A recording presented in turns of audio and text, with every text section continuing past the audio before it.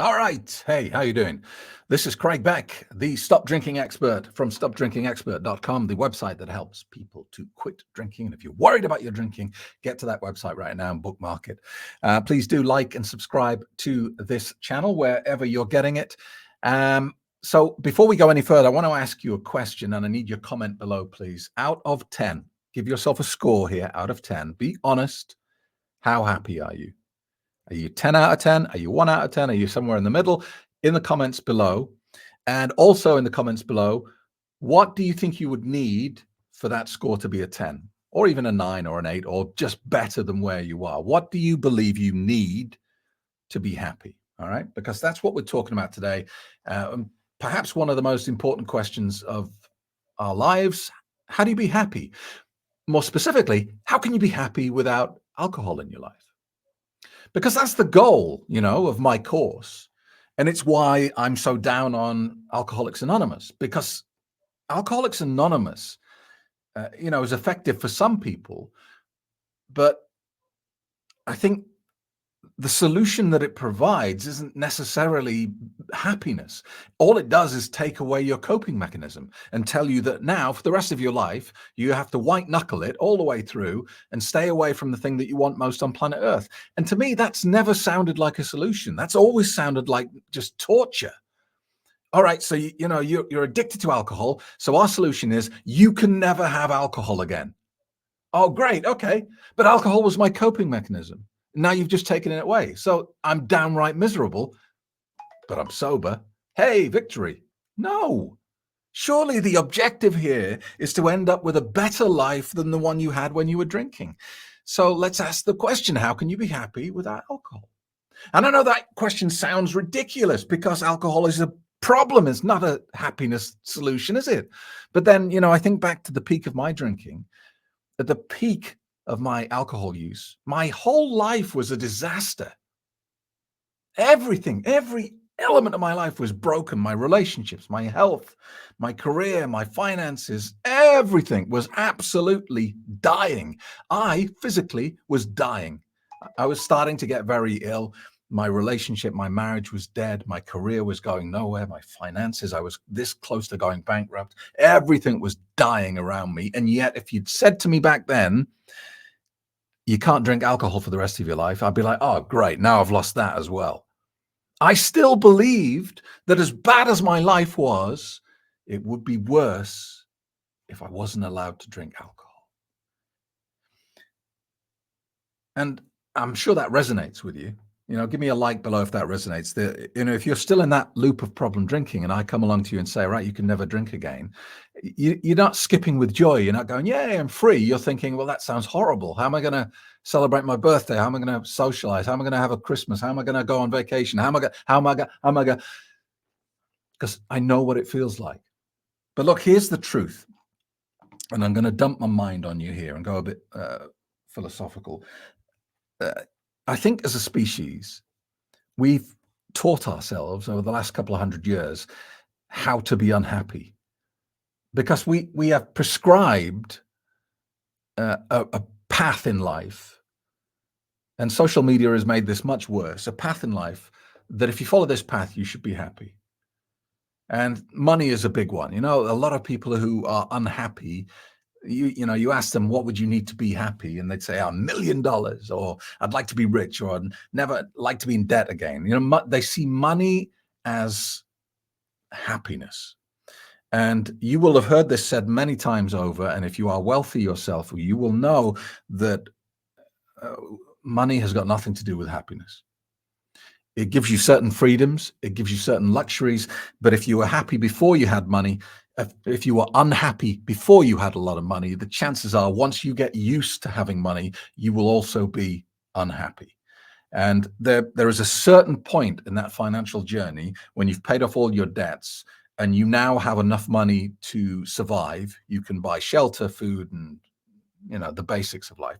There is a financial point. There is a number where any dollar earned after that number makes absolutely no difference. Of course, you want it because, we are inherently greedy, but every single dollar after that point, it's an irrelevance. That's why you see, multimillionaires paying $2,000 for a dressing gown, or buying. And I've done this myself. You end up buying things like Rolexes.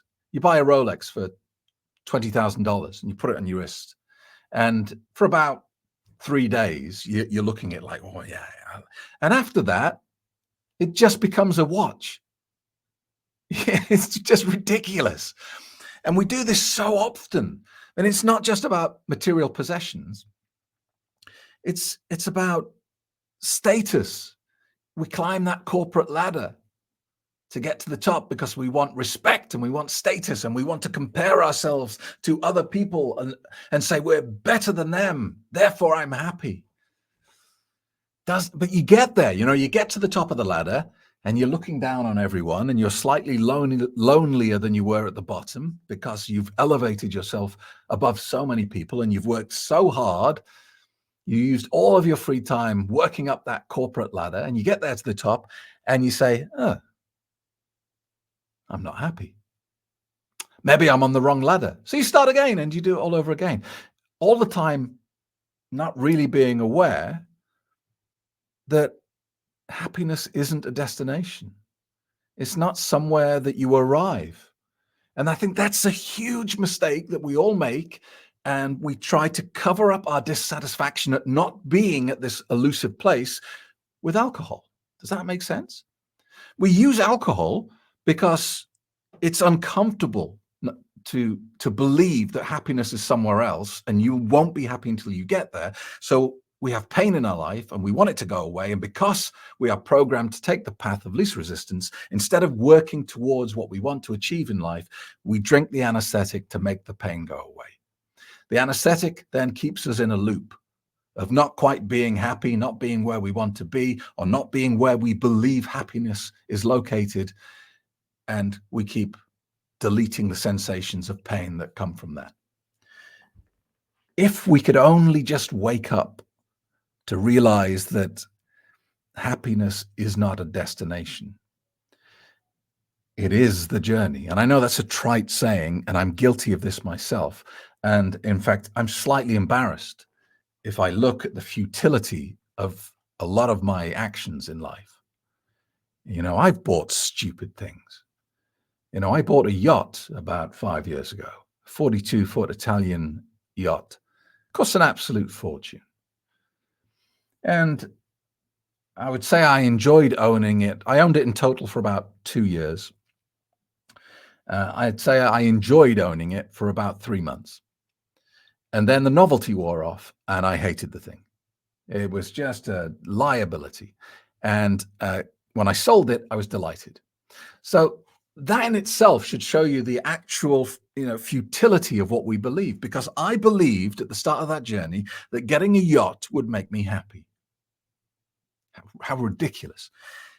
And then a few years later, I believed that getting rid of that yacht would make me happy.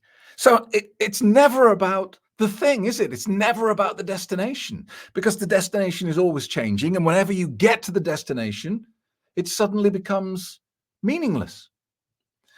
So how can you be happy without alcohol in your life? Well, actually, alcohol's not giving you happiness. It's just preventing you from experiencing that existential vacuum that we feel in this modern age. And this is very much a modern day thing that's been propagated by social media and accelerated as such, that you're not good enough unless you're there, unless you're wearing that brand, unless you have that much money, unless you're vacationing in 5-star resorts, unless you're driving that car. This is the illusion that we're all told that we need to be happy.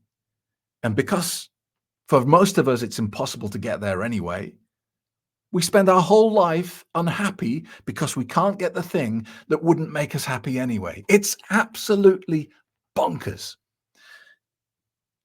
But here's the thing about alcohol, right?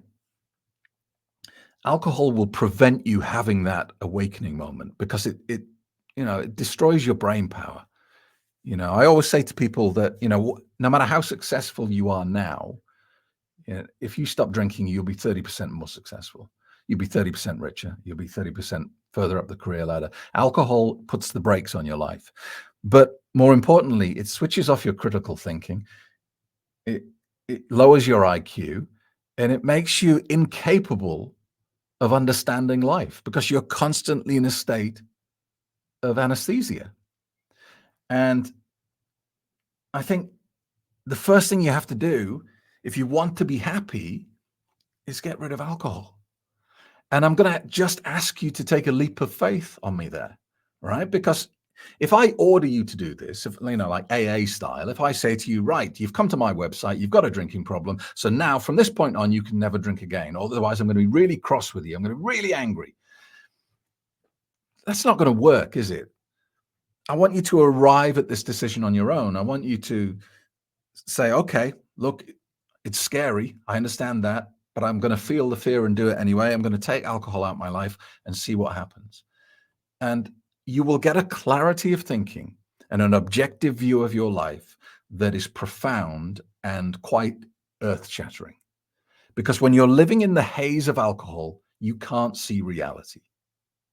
And so if you're watching this video, you're listening to the podcast right now, and you're still drinking and you're afraid of stopping, and you're saying to yourself, well, maybe I'll just try cutting down and not stopping completely, or whatever reason you've given yourself why now's not the right time, I'm just going to ask you to take a leap of faith on me here, all right? And just work with me, kick the alcohol out, and do a little assessment of your life. I want you to, for the first time in a long time, and sometimes for some people, this will be decades, I want you to do an audit of your life with sober eyes.